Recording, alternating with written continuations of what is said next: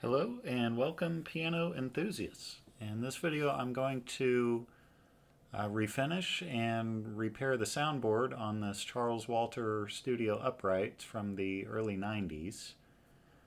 So I'm going to take it apart, clean it out, sand the case parts, prime it, sand the primer, put some top coats on there, rub the finish, repair the soundboard, put a new decal on it, put it back together, and at the end of the video I'll play it for you a little bit. So I say refinishing, but I think a better term might be it's kind of a glorified spray painting because I'm not taking off the old finish. There were some watermarks on the finish where I sand the finish just kind of flakes off there, so I sanded that off. But I essentially just sand the existing finish because it's in pretty good shape besides those watermarks, and just spray the new finish on top of it. So now I'm just taking apart the piano. I'm going to tip it on its back, makes it a little easier.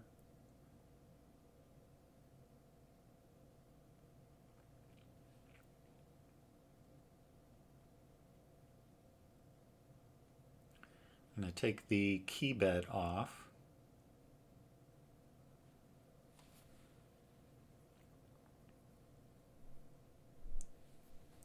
The more I take it apart, the more just professional that the finishing looks. If I just leave it all together, then where all the pieces meet together, you get these.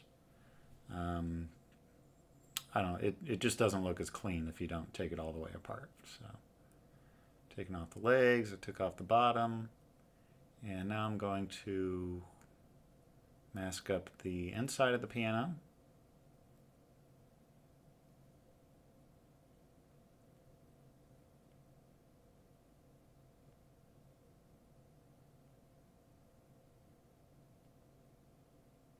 And these are nice pianos, the Walters. I live in northern Indiana, so they're made in Elkhart, Indiana, a little bit east of me. So this is another water spot there, and the finish just flaked off. I think I've got some 80 grit on there. I just barely touched it with the sander and it just came off immediately, so it's best to sand that off.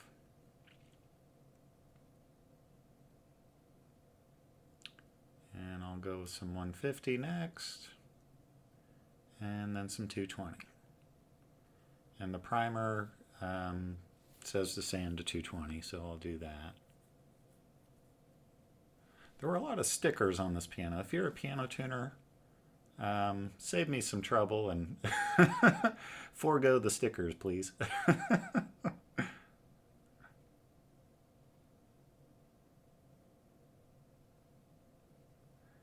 So I sand all the case parts like that. If there aren't any watermarks, I just started with 150 and went to 220 on the rest of the case parts.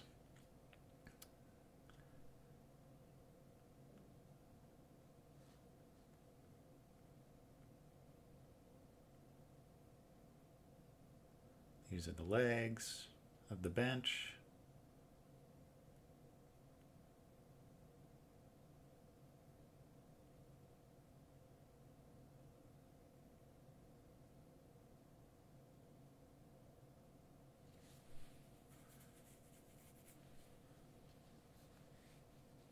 I'm just cleaning out the filters of my fans here. Now I'm gonna. It's been a while since I've cleaned my setup here.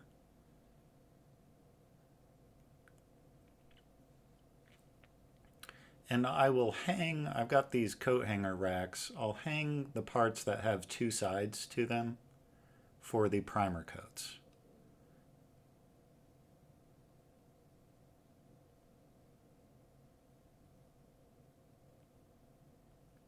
It just saves me a little bit of time.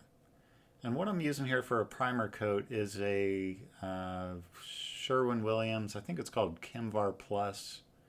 It's a post-catalyzed There I'm putting in the acid catalyst. So anytime you are painting on direct wood, like where I've finished through those water spots, you probably want a catalyzed finish. The top coat that I put on, it's got a lot of thinner, and it will dissolve the whatever first coat you put on. So it's best to use a catalyzed finish, either pre-cat or post-cat, for a primer coat. And this stuff just sands like a dream. It doesn't clog up the paper. It's so easy to sand. So, and it's high build. It's just so fast. And it fills the grain, and you don't have to worry about like a month later the finish seeping into the grain. You see these pores in the finish.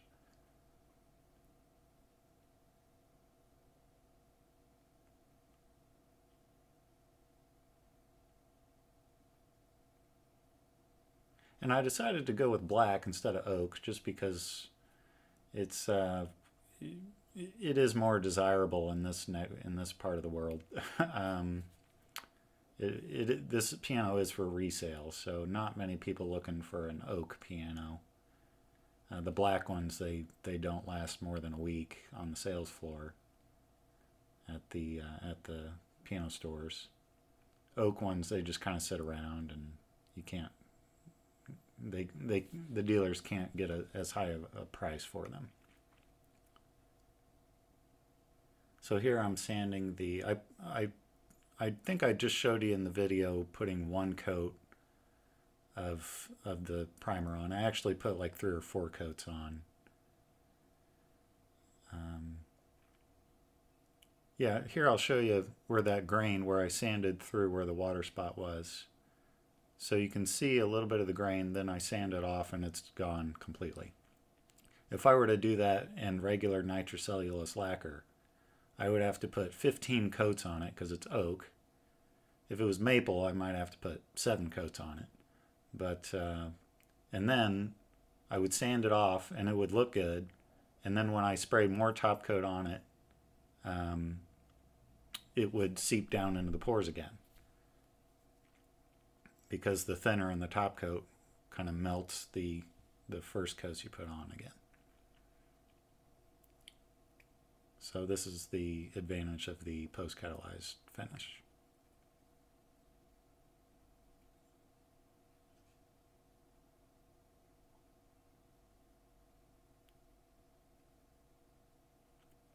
And on the primer, I'll sand with 320 to level it, and then 400. I've noticed with the top coat I have to sand up to at least 400, or else I'll see the sanding marks underneath. I'm using the top coat here as Wordak, which is the same supplier that supplies for Steinway. And it's not the actual formulation for Steinway, because at the factory there they heat the finish up before they spray it on. So this is a little bit thinner viscosity. So now I've sprayed on the top coats, and I'm going to rub out the finish. And this I've noticed with different top coats, like I've used Mohawk and Sherwin-Williams, just their black gloss lacquer.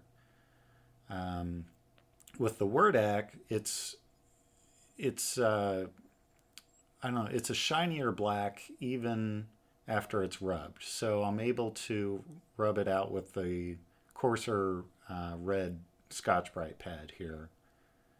And most other top coats, I might use like a finer green or a real fine, like a gray pad,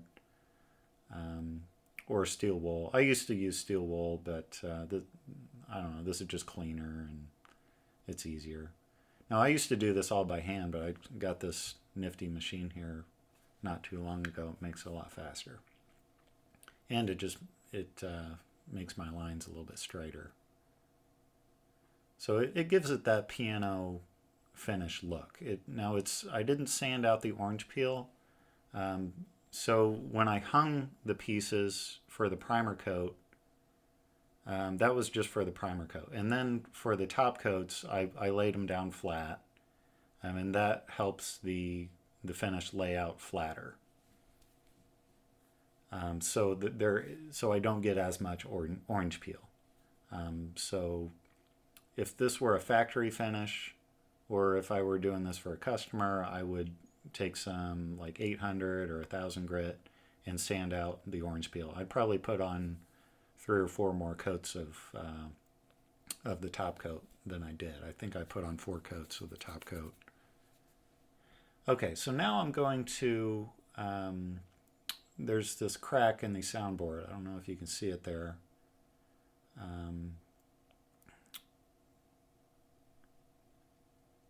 It's coming unglued from a couple of the ribs, so I screwed it back down to the ribs and got some glue in between the rib and the soundboard. And I put some epoxy. I taped up the bottom of the soundboard and just poured some epoxy in the crack. And then I let it sit overnight, actually 2 days. And now I'm back putting the strings back on. And you got to remember to twist the strings, or else they'll sound dead. So now I'll put the legs back on, the key bed back on, and the stretcher there. I'll put some new felts on the where the pedals go.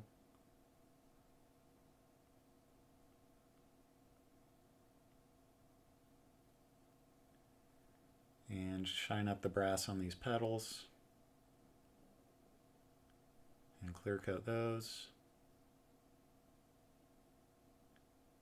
And put the bottom back on. And that's what the felts look like. So this process, I've got it down pretty quick. It took me, I've got 23 hours worth of video, so from start to finish it was 9 days, and I wasn't working on the piano all those 9 days, so I would spray the finish and go do something else and let it dry for a couple days. I've got a couple more pianos to work on, so now I'm leveling the keys. Setting the capstan height, getting rid of the lost motion and the action, adjusted the pedals, put the key slip back on, the up stop rail,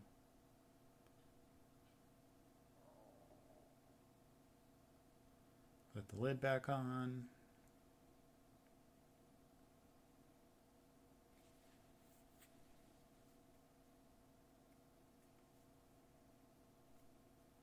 now I'll put the decal, and these decals have gotten absurdly expensive from my supplier. I talked to one of the guys over at Walter, and he said just to call him next time because they can get them for they buy them. He said they bought 500 of them, and he can just sell me one for cheap. So I'll do that next time.